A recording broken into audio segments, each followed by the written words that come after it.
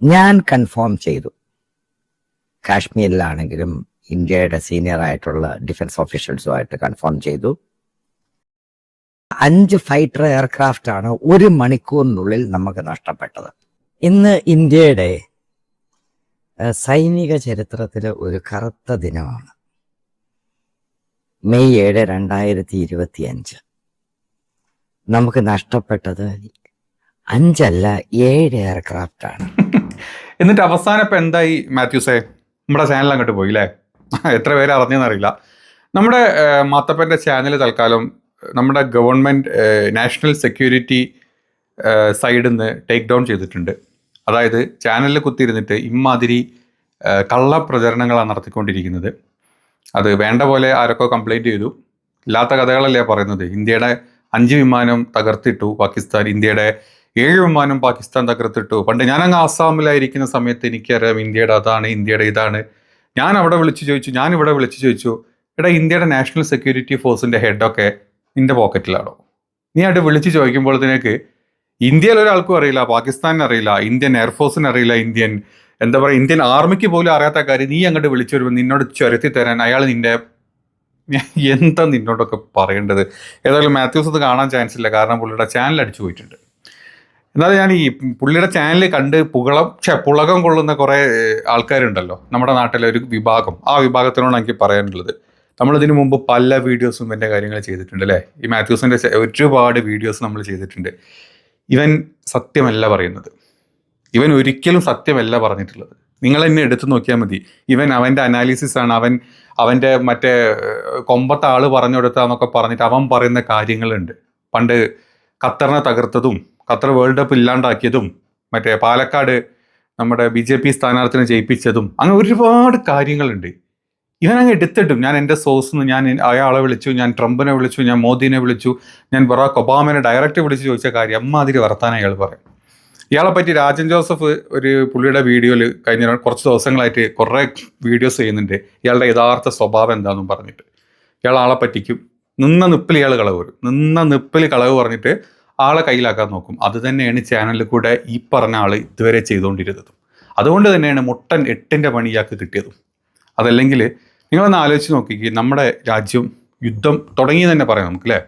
യുദ്ധം തുടങ്ങി അതിൻ്റെ ഭാഗത്തിൽ തന്നെ പോയിക്കൊണ്ടിരിക്കുന്നു. ആ സമയത്ത് എവിടെ ഇല്ലാത്ത ന്യൂസ് ഏതോ റോയിറ്റേഴ്സിലുണ്ട്, ലണ്ടൻ ടൈംസിലുണ്ട്, അല്ലെങ്കിൽ ന്യൂയോർക്ക് ടൈംസിൽ വന്നിട്ടുണ്ട്, അങ്ങനെ അതിലുണ്ട് ഇതിലുണ്ടെന്ന് പറഞ്ഞാൽ കുറേ ഇൻ്റർനാഷണൽ ന്യൂസ് ചാനൽസിൻ്റെ ഒക്കെ കട്ടിങ്ങും കോട്ടിങ്ങും ഒക്കെ എടുത്തിട്ട് അവൻ പറയുന്നത്. പക്ഷെ ഇവൻ ഇവിടെ എന്താ പറയുന്നത്? റോയിറ്റേഴ്സിലുണ്ട്, അതിലുണ്ട്, ഇതിലുണ്ട്, ഇതിനേക്കാൾ ഒതൻറ്റിസിറ്റി നിങ്ങൾക്ക് എന്ത് വേണം? ഇനി പോരാത്തതിന് മാത്യൂസായി ഞാൻ പറയുന്നുണ്ട്, ഞാൻ അവിടെ വിളിച്ചു നോക്കി, ഞാൻ ഇവിടെ വിളിച്ചു നോക്കി. സത്യത്തിൽ ഈ പറഞ്ഞ ചാനലിലൊക്കെ എന്താ പറഞ്ഞത്? ഈ പറഞ്ഞ ചാനലിൽ ഇപ്പം ന്യൂയോർക്ക് ടൈംസിലാണെങ്കിലും വേണ്ടില്ല, നമ്മുടെ ഇപ്പം നിങ്ങൾ അങ്ങനെ കുറേ ഗ്രൂപ്പ് ഓഫ് ചാനൽ അയാൾ പറയുന്നത്. ഈ ചാനൽ എടുത്തു നോക്കിക്കഴിഞ്ഞാൽ അവർ പറയുന്നത് പാകിസ്ഥാൻ ക്ലെയിം ചെയ്യുന്നു എന്നാണ് പറഞ്ഞത്. ഇതെവിടെ ആരും കണ്ടിട്ടും കേട്ടിട്ടൊന്നുമില്ല. അവർ പറയുന്നു, ഇവർ പറയുന്നു എന്നാണ് പറഞ്ഞത്. അതുപോലെ കേട്ടെടുത്ത് വന്നിട്ട് അയാൾക്ക് എവിടുന്നോ റിപ്പോർട്ട് കിട്ടിയ പോലെ അല്ലെങ്കിൽ ഉത്തരം കിട്ടിയ പോലെ ഉണ്ട്, നടന്നിട്ടുണ്ട്. ഇന്ത്യയുടെ ഇന്ന വിമാനങ്ങളുടെ കണക്ക് വരെ പറഞ്ഞിട്ടുണ്ട്. റാഫേലിൻ്റെ 3 പോയിട്ട് സുഖോയ് 2 വീണിട്ടുണ്ട്, മറ്റേ മിഗ് വേറെ 2 വീണിട്ടുണ്ട്. ഇപ്പം ഇമാതിരി കണക്കപ്പം അങ്ങ് തള്ളുക. പിന്നെ ഇവൻ ഒന്ന് കിട്ടിയാൽ മതി. ഇവന് കാള എന്ന് കേൾക്കുമ്പോഴത്തേക്ക് ഇവൻ കയറും എടുക്കും, കാളനെ പെറുപ്പിക്കും ചെയ്യും. അതാണ് ഇവൻ്റെ ഒരു അവസ്ഥ. അതുകൊണ്ടാണ് ഈ 8ൻ്റെ പണി ഇവനിപ്പം കിട്ടിയത്. നമ്മുടെ നാഷണൽ സെക്യൂരിറ്റി സൈഡിൽ തന്നെയാണ് ഇവൻ്റെ ഈ ചാനൽ ഇപ്പം ഈ ഒരു അവസ്ഥയിലോട്ട് എത്തിയിട്ടുള്ളതും. ഇതേ കാര്യം നിങ്ങളൊന്ന് ആലോചിച്ച് നോക്കണം.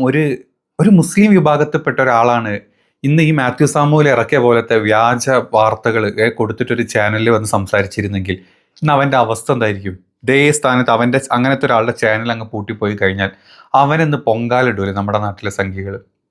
നമ്മുടെ നാട്ടിലെ പല സംഘപുത്രന്മാരുടെ ഒരുപാട് ചാനലുകളും ന്യൂസ് ചാനലുകളും മലൻ TV പോലത്തെ, ക്രിമി ന്യൂസ് പോലത്തെ, ABC മലയാളം പോലത്തെ, നമ്മുടെ നാട്ടിൽ എച്ചിൽ മുസ്ലിമുകളായിട്ടുള്ള അരിപ്പനും മറ്റേ കാമിതയും, ഇങ്ങനത്തെ എത്ര പേരുണ്ട്.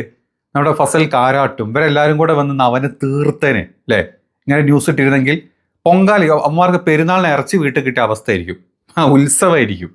ഇപ്പോൾ മാത്യുവിൻ്റെതായതുകൊണ്ട് ആരും എന്നുള്ളൊരു അക്ഷരം മിണ്ടുന്നില്ല. ആകെ മിണ്ടിയത് നമ്മുടെ എന്തൊക്കെ പറഞ്ഞാലും നമ്മുടെ TG നമ്മുടെ വെറൈൻ മോഹൻദാസ് തന്നെയാണ് മിണ്ടിയത്. പുള്ളി മാത്രം വന്ന് സംസാരിച്ചു, പക്ഷേ പുള്ളിയും പേര് പറഞ്ഞില്ല.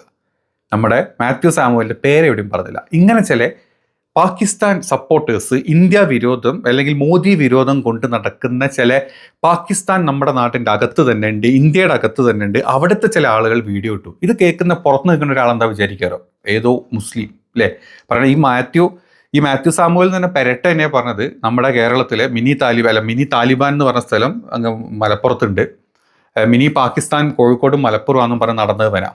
അപ്പം ഇതൊക്കെ കേട്ടിട്ടുള്ള ആൾക്കാരെന്താ വിചാരിക്കുക, ഏതോ മുസ്ലിം വിഭാഗത്തിൽപ്പെട്ട ഒരാൾ ഇങ്ങനത്തെ ന്യൂസ് ഇട്ടിട്ടുണ്ട്, അവൻ്റെ ചാനൽ പൂട്ടിപ്പോയി.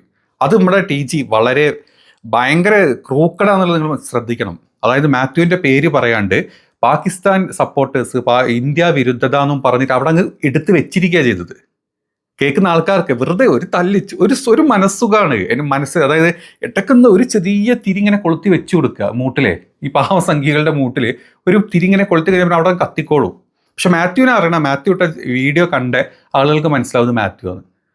അപ്പം TG ചെയ്തത് എന്താണ്, ഒരു നാരദപ്പണി, അത്രയേ ഉള്ളൂ. ന്യൂസ് കാണുന്ന ആൾക്കാർക്ക് അല്ലെങ്കിൽ ആ വീഡിയോ കാണുന്ന ആൾക്കാർക്ക് മനസ്സിലാവും. അപ്പോൾ അതാണ് മാത്യു, അത് ഭയങ്കര ഘോരഘോരം പറഞ്ഞിട്ടുണ്ട് കേട്ടോ.